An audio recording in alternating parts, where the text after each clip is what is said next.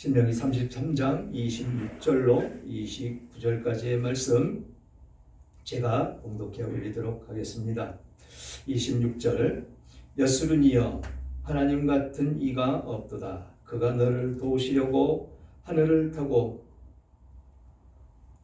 궁창에서 위엄을 나타내시는 너다. 영원하신 하나님이 내 조소가 되시니 그의 영원하신 팔이 내 아래에 있도다. 그가 내 앞에서 대적을 쫓으시며 멸하라 하시도다. 이스라엘이 안전히 거하며 야곱의 셈은 곡식과 새 포도주의 땅을 홀로 있나니 곧 그의 하늘이 이슬을 내리는 곳에로다. 이스라엘이여 너는 행복한 사람이로다. 여호와의 구원을 너같이 얻은 백성이 누구냐? 그는 너를 돕는 방패시오 내 영광이 칼이시로다. 내 대적이 내게 복종하리니 내가 그들을 높은 곳을 밟으리로다. 아멘. 아멘. 오늘 제목 너는 행복한 사람이로다 라는 제목으로 은혜를 나눌까 합니다. 행복. 사람들은 당신은 행복합니까? 라고 묻는다면 뭐라고 대답들을 할까요? 여러분들은 행복한 삶을 산다고 다짐하며 떳떳하게 말씀하실 수가 있습니까? 그래서 많은 사람들은 나는 행복한 사람입니다 라고 대답할 사람이 얼마나 될까요? 라는데 의문을 갖지 않을 수가 없지요. 나는 행복한 사람이로다. 아마도 많지 않을 것이라고 생각을 합니다. 세상에서의 그 행복은 물질에 있다고 생각을 하며 사람들은 살아가고 있기 때문에 그렇다라는 것이죠. 출세와 명예와 부 이런 것들로 자신들이 행복하다라고 생각하며 살아가고 있다라는 것이죠. 그래서 이 네이버에 찾아봤더니 행복이란 무엇인가라는 것을 찾아봤더니 이런 말이 기록되어 있습니다. 캡처해 왔습니다. 읽어드릴게요. 행복에 대한 가장 인기 있는 정의는 주관적 안정감입니다 라고 기록되어 있습니다. 그러면서 안녕이란 평안하다는 의미인데 즐거움이라기보다는 오히려 특별한 사건이 없는 편안한 상태를 의미합니다. 여기에는 직장, 건강, 가족 등 다양한 분야에서 자기 삶에 대한 만족도가 중요합니다. 물론 슬프고 괴로운 사람이 자기 인생에 만족할 리가 없고 만족감에는 기쁨과 같은 긍정적인 감정이 필요합니다. 그래서 행복이란 만족과 즐거움을 느끼는 상태라고 정의할 수 있겠습니다. 라고 기록되어 있습니다. 여기서 이 네이버의 지식인에 기록되어 있는 20대, 30대 청년들에게 물어봤습니다. 네 가지를 물어봤습니다.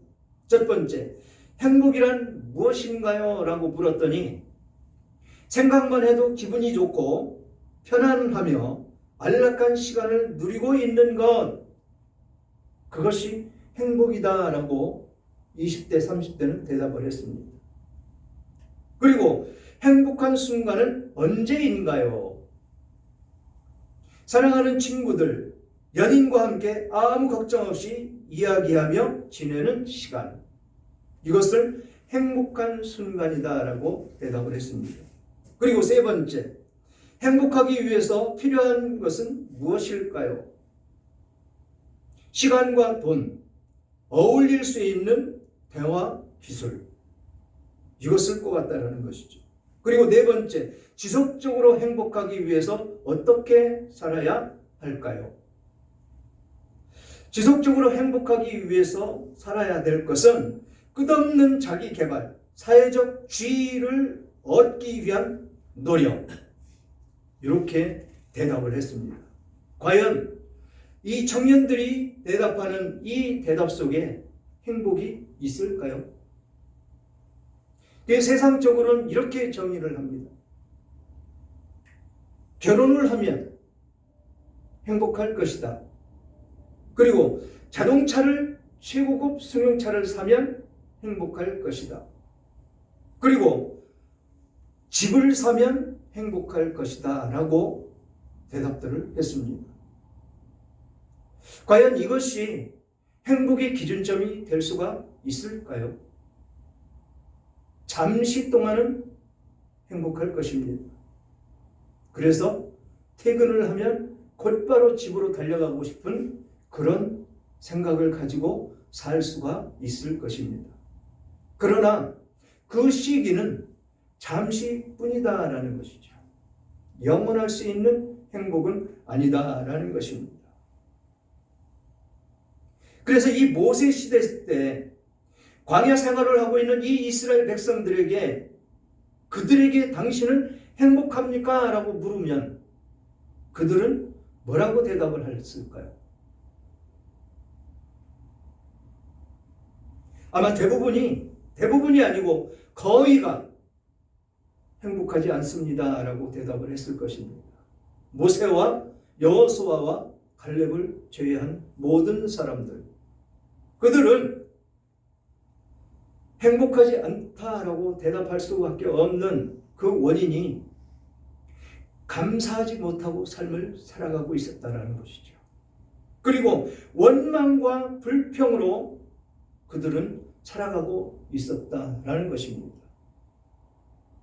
종살이 하던 곳에서 자유를 얻어서 나온 그 삶 가운데에 이들은 그런 불평과 불만 속에서 그렇게 살아가고 있었다라는 것이죠.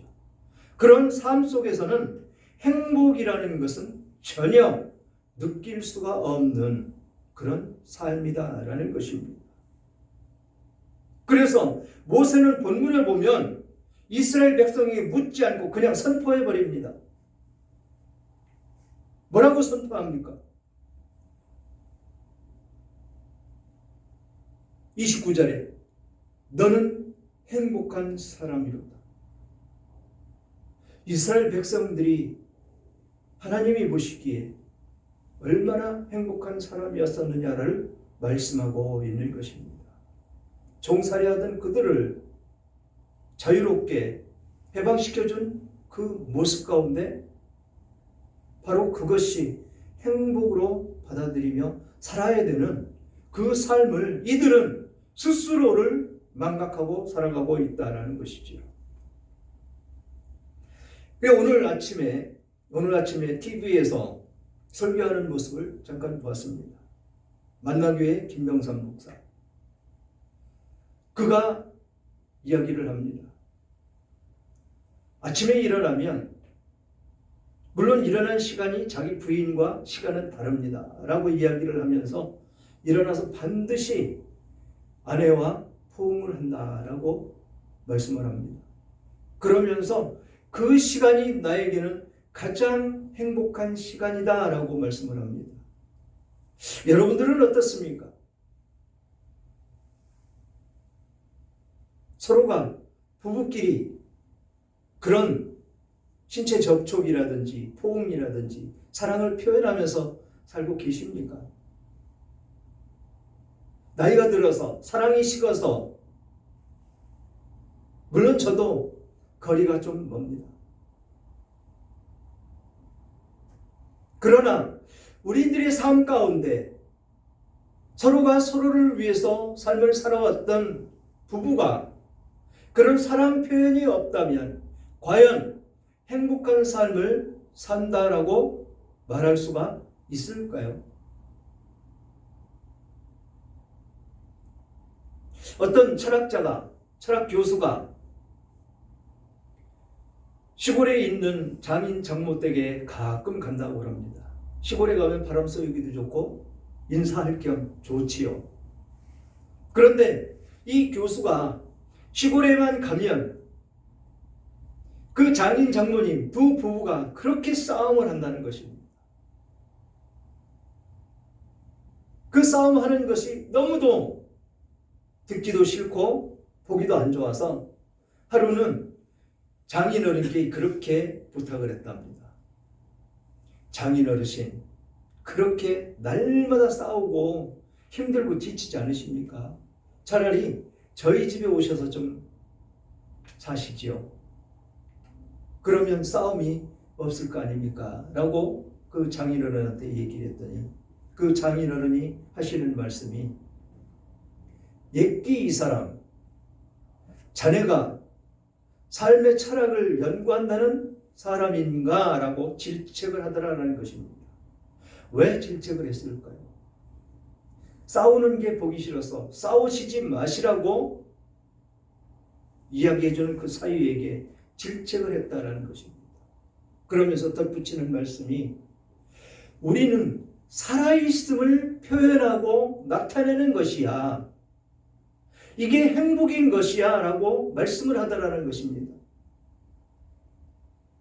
그것이 시골에서 두 부부만 살고 있는 그 적막한 그 삶 속에서 부부의 서로 간의 대화였었다라는 것입니다. 살아있는 것을 표현하고 나타내는 대화였었다라는 것입니다. 그 대화를 끊어버린다면 나는 삶의 의미가 아무것도 없지 않겠나. 그 시골 가운데에서 무료하게 두 부부만 살고 있는데 말동무도 없고 그런 과정 가운데 서로의 부부를 확인하는 모습으로 말다툼을 하거나 그렇게 비춰지는 그 모습으로 살았더라라는 것이죠. 그래서 행복은 자기의 생각과 자기가 추구하는 대로 나의 행복은 주어진다라는 것이죠. 이 철학자의 장인어른은 그렇게 그 외진 곳에서 두 부부가 삶을 살아가는 그 과정 가운데 서로가 삶을 살아가고 있다는 것을 증명하기 위해서 서로가 서로를 나타내기 위해서 다른 사람이 보기에는 싸움인 것 같지만 사랑 표현의 일종이었다라는 것이죠. 그런 과정 가운데 그 노부부는 서로가 서로를 사랑을 확인하면서 행복한 삶을 영위하며 살더라라는 것이죠. 지금은 핵가족 시대입니다. 모두가 다 떠나고 두 부부만 남아서 삶을 살아가는 것이죠. 그래도 이웃이 있고 친지가 있고 가까운 사람들이 있으면 외롭지 않을 것입니다. 그렇지만 멀리 동떨어져 사는 사람들은 외로워서 두 부부 외에는 말벗이 없는 그런 과정 가운데 사는 사람들도 있다는 것이죠. 그래서 이 행복은 누가 가져다 주는 것도 아니고 내가 찾는다고 해서 찾아지는 것도 아니다라는 것입니다. 이 행복은 누가 주어야 된다고요? 하나님께서 주셔야 된다라고 성경은 말씀하고 있는 것입니다. 하나님과 더불어 삶을 살아가는 그 삶, 걱정과 근심이 사라지는 그 가운데에 우리들의 행복은 저절로 찾아와지더라라는 것입니다. 그래서 오늘 본문의 말씀을 보면 이 33장은 하나님의 사람 이 모세가 죽기 전에 이스라엘 백성을 위해서 축복한 말씀입니다. 거기에 오늘 33장 1절을 보니까 하나님의 사람 모세가 죽기 전에 이스라엘 자손을 위하여 축복함이 이러하니라 라고 33장은 시작을 해서 쭉 이어져 갑니다. 그 과정 가운데 오늘의 본문의 말씀이 있는 것이죠. 그래서 모세가 이스라엘의 12지파를 향해서 축복하고 결론적으로 한 말씀이 바로 29절의 결론적인 말씀입니다. 이스라엘이여 너는 행복한 사람이로다. 여러분 행복하십니까?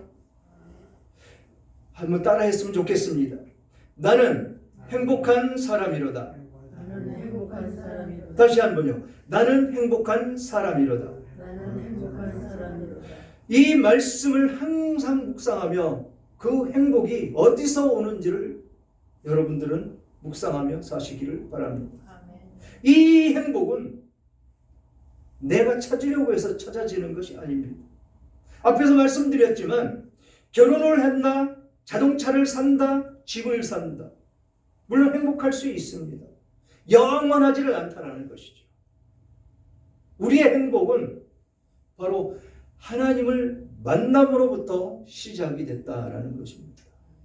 하나님을 만남으로부터 하나님께서 나를 지켜주시고 보호해 주시고 이끌어 주시고 부족함을 채워주시는 그 하나님, 이 하나님을 진정으로 믿는다면 나의 갈급함은 아무것도 없을 것입니다. 무엇을 채우려고 애쓸 필요도 없다라는 것이죠. 무엇을 채우려고 한다는 것은 내 속에서 이 죄된 그 마음 안에서 우러나오는 욕심 때문에 갈급할 수밖에 없는 내 심령이기 때문에 항상 그것을 추구해야 되는, 그것을 쫓아가야 되기 때문에 행복이라는 것은 나에게 찾아올 수가 없는 것이었더라라는 것입니다.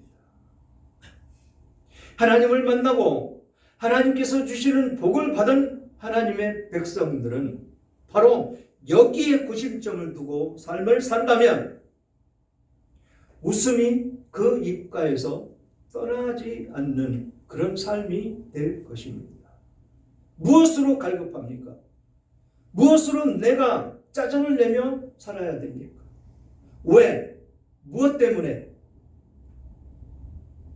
우리는 모든 것을 내려놓을 때 그것이 바로 예수 그리스도의 십자가를 지고 나를 따라오라고 하신 그 말씀을 따라가는 그 순간 이 세상 것은 모두 내려놓음으로 말미암아 나는 행복한 사람이로다 라는 그 말씀이 저절로 우러나올 수밖에 없는 우리들의 삶이 된다라는 것입니다.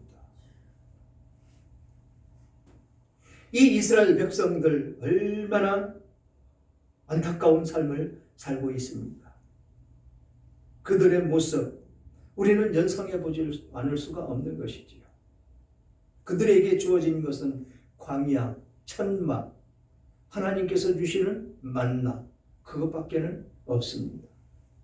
그런데 그런 상황 가운데 모세가 이스라엘이여 행복하다, 이스라엘이여 행복한 사람이로다 라고 선포할 때 그들은 어떤 마음이 그들 가운데 있었을까요? 우리는 이 말씀을 묵상하며 또한 우리들에게 행복하다고 느끼며 사시는 여러분들이 오늘 본문을 통해서 왜 행복한 삶인지를 살펴보기를 원합니다. 그래서 오늘 26절을 보니까 여설은이요 하나님 같은 이가 없도다. 그가 너를 도우시려고 하늘을 타고 궁창에서 위엄을 나타내시는도다 라고 말씀을 하십니다. 여설은이요, 이 말씀은 이스라엘이요 여러분들이요 내지는 하나님의 백성들이요 라고 번역이 되어 옳습니다. 그래서 하나님의 백성들이요 하나님 같은 이가 없도다. 그가 너를 도우시려고 하늘을 타고 궁창에서 위엄을 나타내신다라는 것입니다. 여러분들을 도우시려고 그가 궁창에서 하늘을 타고 지금 우리들을 굽어 살펴보고 계시다라는 것입니다.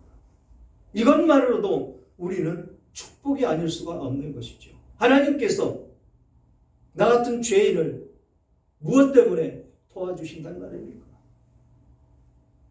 바로 하나님의 자녀이기 때문에 그렇습니다. 하나님의 자녀이기 때문에 그 거룩하신 하나님께서 예수 그리스도 아끼지 않으시고 죽음으로 몰아가셨습니다. 누구를 위해서? 그런데 우리는 그런 감사는 잠깐밖에 내 안에 스며들어 있지를 않습니다. 언제나 이 말씀이 나의 것이 되어야 되고 이 말씀을 묵상함으로 감사함으로 삶을 살아갈 때 이 세상 근심 걱정은 모두 사라질 텐데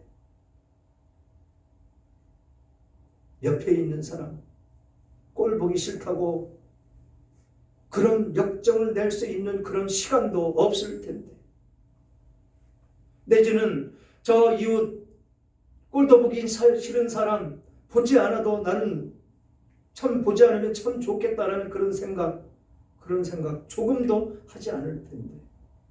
그런데 우리들의 이 심령 가운데 이 죄된 이 세상 가운데 삶으로 내 심령을 그 사단 원수마귀가 그렇게 악한 모습으로 이끌어감으로 말미암아서 내 심령은 갈급하지 않을 수가 없는 것이죠. 거짓과 욕을 하지 않고 살아갈 수가 없는 이 세상 삶이다라는 것입니다. 그렇지만 하나님께서는 그렇다 할지라도 우리를 도우시려고 하나님은 움직이고 계시다라는 것입니다. 일하시고 계시다라는 것입니다. 그러면서 27절 보니까 영원하신 하나님이 내 초소가 되시니 그의 영원하신 팔이 내 아래에 있도다. 그가 내 앞에서 대적을 쫓으시며 멸하라 하시도다. 지금 하나님께서 우리의 초소가 되신다라는 것입니다. 이 하나님 안에 지금 우리가 살고 있는데 무슨 필요가 더 있겠느냐라는 것이죠.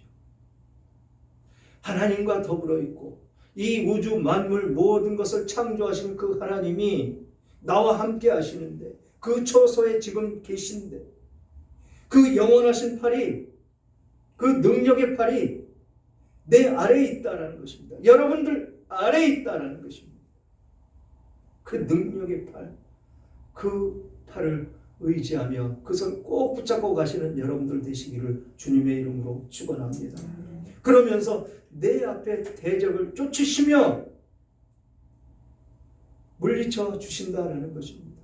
대적, 마귀, 원수들 우리들을 항상 주님께 가까이 가지 못하게 그렇게 방해하고 외박 놓고 악한 모습으로 살게 하는 그 원수 마귀 그를 쫓아내시며 그를 멸하라고 하신다는 것입니다.